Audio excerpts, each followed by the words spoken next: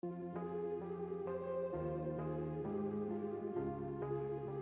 also a lot of language that appears to be coded regarding food. I wanted to let you know the crew really appreciated the pizza. Another email read, "This is better than a Chinese cookie. See attached. Let's go for pizza and grape soda again."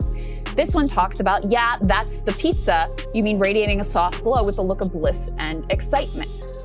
There's one more, I think, in this list as well. "Sorry, I have no stomach for even the slightest aggro. I don't have the stomach for it for any drama, imaginary or real. I'm still fragile off the last one and scared of shadows." This is in response to some videos that were shared where Jeffrey Epstein himself says, "I watched all of these videos, don't send any more." And then Ghislaine is like, "I can't stomach any of this." What the fuck did you send that Jeffrey Epstein was like, nope? Y'all, something about this story doesn't sit right, and the deeper you go, the darker it gets. For decades, Ellen DeGeneres was sold to the world as untouchable, untiring, almost unchanged by time itself.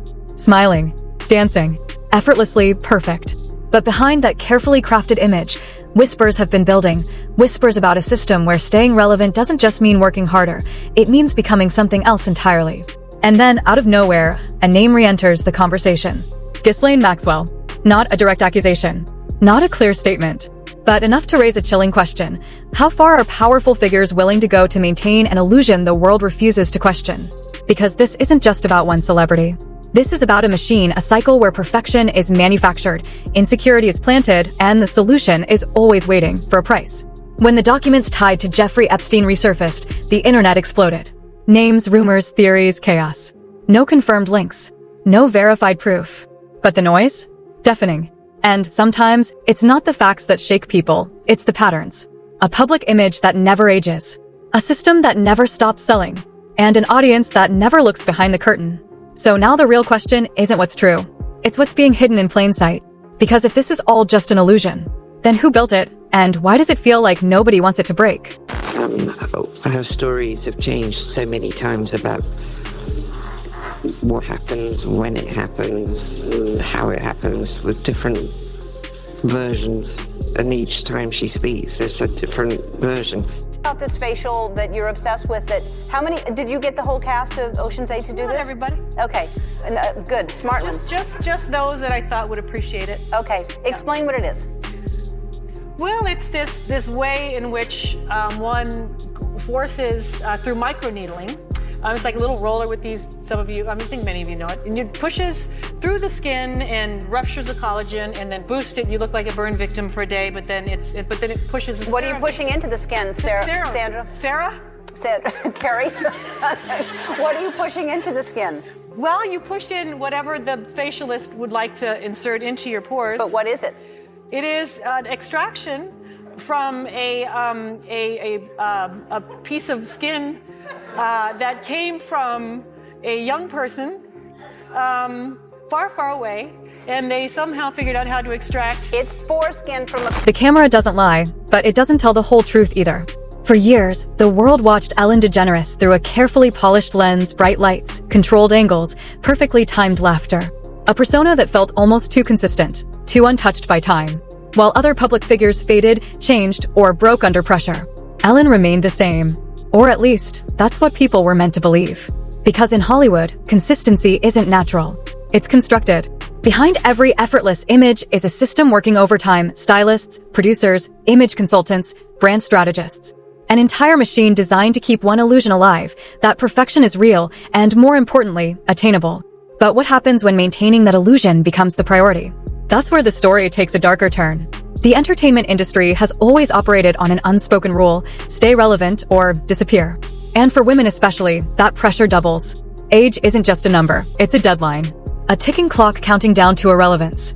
And when your entire career depends on being seen, being loved, being admired, what wouldn't you do to stop that clock? This is where whispers begin.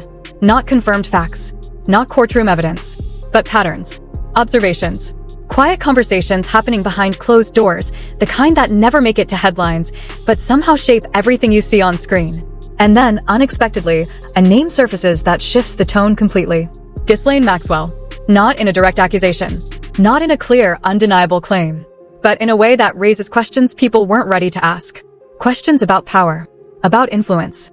About how deep certain networks might run beneath the surface of entertainment.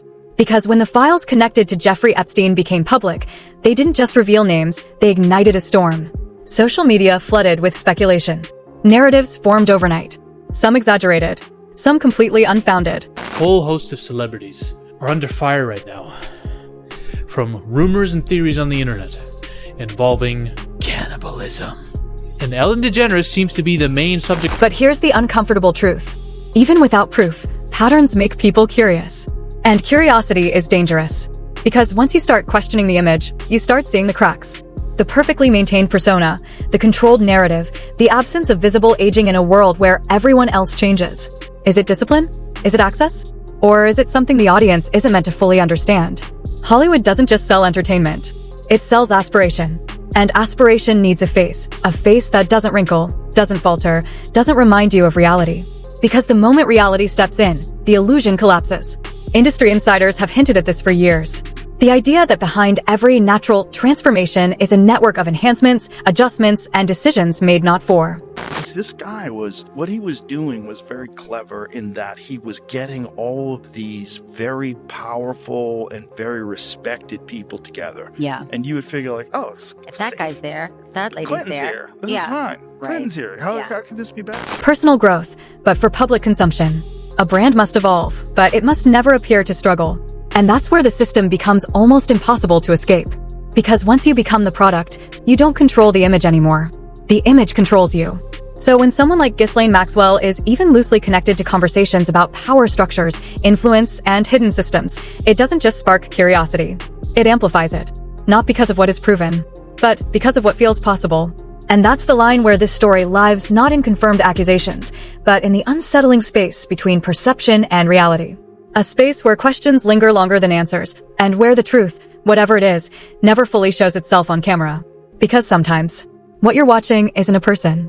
It's a performance. How do we know if someone is a cannibal? Well, they could have the Kuru disease, which is a fatal neurodegenerative disease that spreads through eating brain tissue. It has a long incubation period, 10 to 30 years. Early symptoms are headaches, coordination issues, anxiety, and inappropriate laughter. The illusion doesn't break all at once. It cracks slowly, quietly, almost politely, until one day, you realize the version you've been watching was never the full picture. Because in Hollywood, reinvention isn't optional. It's survival. For someone like Ellen DeGeneres, the brand was never just about comedy or daytime television. It was about consistency, a carefully sustained image that felt safe, familiar, almost immune to time itself. But maintaining that kind of image over decades doesn't happen by chance. It happens by design.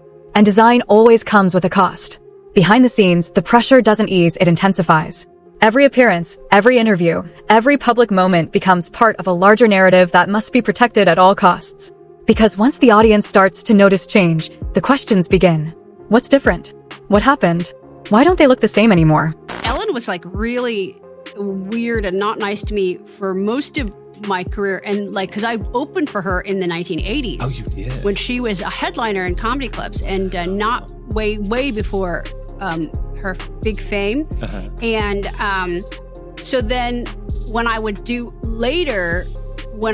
her talk show in the 2000s, she acted like we just met. And I'm like, what? I'm like, what? Like, that's weird. And in an industry built on perception, those questions are dangerous. So the system adapts. Not publicly, not loudly, but strategically. New trends emerge. New solutions are introduced. Subtle shifts are normalized until they no longer feel unusual. Procedures that were once whispered about become routine. Enhancements become expectations. And before anyone realizes it, the definition of natural has already changed. But here's where it gets unsettling. Because the same system that creates the pressure also profits from the solution.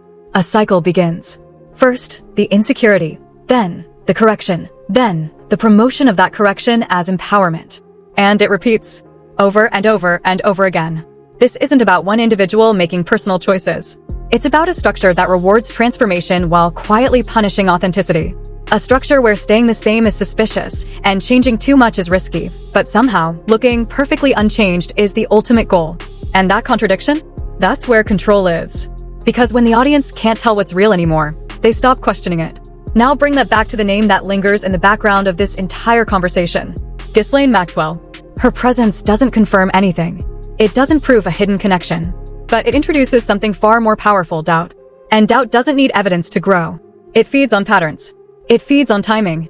It feeds on the uncomfortable realization that influence in certain circles doesn't always operate in ways the public can see or understand. When the documents tied to Jeffrey Epstein surfaced, they didn't just expose individuals, they exposed proximity. Networks.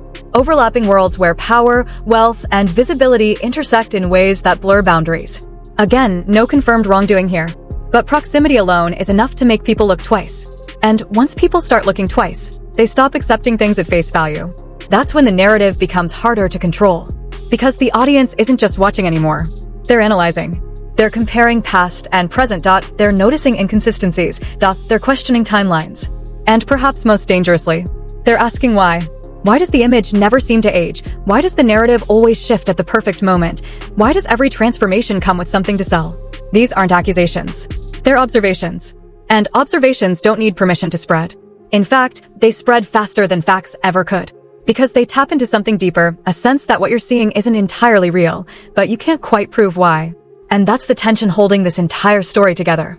A tension between what is shown and what is felt. Between the performance and the possibility that there's more happening just out of frame. Because in the end, the most powerful systems don't rely on secrecy. They rely on visibility. They exist right in front of you, every day, perfectly polished, perfectly presented, and almost impossible to question. By the time people realize something feels off, the system is already miles ahead. Because the most effective illusions aren't hidden. They're normalized. They're repeated so often, so consistently, that questioning them starts to feel unnecessary, even uncomfortable. And that's exactly how the machine survives, not by silencing voices, but by making sure most people never feel the need to speak. For decades, Ellen DeGeneres represented something stable, predictable, safe, a personality that didn't just entertain, it reassured. But reassurance can be a powerful distraction. Because while the audience is focused on how something feels, they stop asking how it works. And how it works is where everything changes. The entertainment industry isn't just about fame. It's about control over perception. Every frame you see, every expression, every public moment, curated, adjusted, refined. Not necessarily fake, but never entirely raw. And when that level of control becomes routine, the line between authenticity and construction disappears. That's when the image stops reflecting reality and starts replacing it. Now layer that with the kind of influence that operates quietly, networks, relationships, proximity to power. Not in a way that proves anything concrete, but in a way that shifts how people interpret what they're seeing. That's where the presence of Ghislaine Maxwell in broader conversations begins to matter. Not because it confirms a direct connection, but because it reframes the environment. It reminds people that behind public personas, there are private worlds, interconnected, complex, and often invisible to the audience consuming the final product. Worlds where influence doesn't announce itself, it integrates itself. Seamlessly, quietly, effectively. And once that idea enters the conversation, it changes everything. Because now the audience isn't just looking at what's on screen. They're thinking about what might exist beyond it. The curated image, the unchanging persona, the almost unnatural consistency over time. Is it simply discipline and access to the best resources? Or is it part of a broader system that knows exactly how to maintain an illusion and exactly when to adjust it? Because here's the uncomfortable reality. Perfection isn't just admired. It's expected. And expectations create pressure. Pressure creates demand. And demand creates industries. Entire ecosystems built around keeping the illusion alive. From cosmetic enhancements to digital corrections, from branding strategies to narrative control. Everything aligned toward one goal. Make it look effortless. Even when it isn't. Especially when it isn't. And the longer that illusion holds, the harder it becomes to separate truth from presentation. That's why moments of doubt feel so disruptive. Because they interrupt something people didn't even realize they were relying on. The idea that what they see is real enough. But what happens when real enough isn't real at all?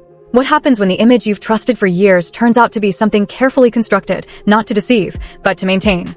That's the question sitting at the center of this entire story. Not an accusation. Not a conclusion. A question. And questions are powerful because they don't need proof to exist. They just need attention. So now, the image remains the same. The smile, the presence, the familiarity. But the way people see it? That's starting to change. Because once the possibility of an illusion enters the conversation, it never fully leaves. And suddenly, the most unsettling thought isn't that something is being hidden. It's that it might have been visible the entire time, and no one thought to look closer. And now everything feels different, doesn't it? Because once the illusion cracks, it never seals the same way again. The smile looks rehearsed. The energy feels calculated. The image that once felt effortless now raises a quiet, unsettling question in the back of your mind. How much of this was ever real? This isn't about proving something in a courtroom. It's about recognizing a pattern that's been playing out in front of millions for years. A system that sells perfection, protects perception, and quietly rewrites the story whenever the narrative gets too close to the truth. And the most dangerous part? It doesn't force you to believe it. It conditions you to accept it. So when names like Ghislaine Maxwell surface in the same conversation as powerful media figures, it doesn't need to confirm anything to shake people. It just needs to remind you that influence operates in layers most will never fully see. That proximity to power is rarely random. That carefully maintained images don't just exist, they are sustained. And suddenly, the question isn't whether something happened. It's how much has been hidden in plain sight. Because if an entire industry depends on you believing what you see without questioning it, then breaking that belief becomes the biggest threat of all. Not scandal, not exposure, awareness. So now it's on you. Do you keep watching the performance, or do you start paying attention to what's behind it? Because once you see it, you can't unsee it.